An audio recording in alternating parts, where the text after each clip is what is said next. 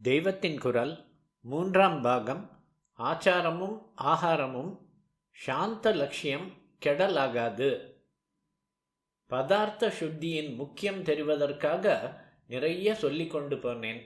மரக்கறி உணவின் விசேஷம், அது நமக்கு சத்வகுணம் அபிவிருத்தியாக உதவுவதோடு இன்னொரு ஜீவனுக்கு ஹிம்சை ஏற்படாமலும் செய்கிறது.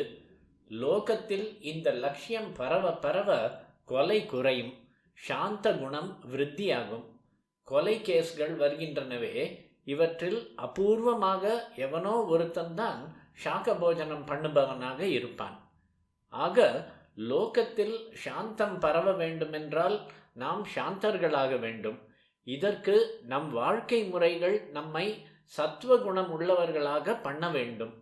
சாப்பாட்டை வைத்துத்தான் ஜீவனம் என்று இருப்பதால் இப்படிப்பட்ட பழக்கங்களில் ஆகார விஷயத்துக்கு ரொம்பவும் முக்கியத்துவம் இருக்கிறது என்று புரிந்து கொண்டு பார்த்தால், உடம்பை மட்டுமின்றி உள்ளத்தையும் வளர்ப்பதாக உணவை அமைத்து கொள்ள நம் சாஸ்திரங்கள் போஜன விதிகளை ஏற்படுத்தி தரும் போது அதிலே பிரயோஜனமாகும் பதார்த்தங்கள், அதோடு சம்பந்தப்பட்ட மனுஷர்கள் என்ற இரண்டுக்கும் சொல்லி இருக்கும் லட்சணங்களின்படி பதார்த்தம் என்பதை எடுத்துக்கொண்டால் அது புலால் உணவாக இல்லாமல் மரக்கறி உணவாக இருக்க வேண்டும் என்று முடிவாகிறது.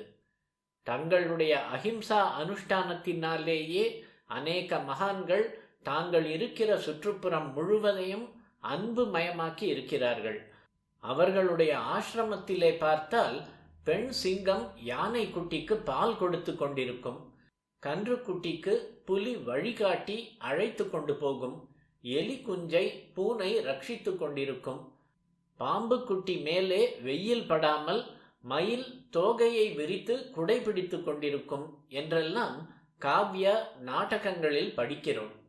இப்படி பிரத்தியாரின் பரஸ்பர விரோதத்தையும் போக்கடிக்கிற அளவுக்கு சாந்தத்தை பரப்பின பாரம்பரியத்தை நாம் பாழாக்கி விடாமல் காப்பாற்றி கொடுக்க வேண்டுமானால் மரக்கறி உணவில் நம் பற்றை வளர்த்து கொண்டால்தான் முடியும்.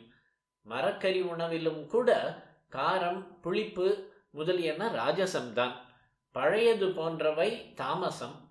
இப்படியே பூண்டு, வெங்காயம், முள்ளங்கி, முருங்கை போல் பல சத்துவத்துக்கு விரோதமானவை.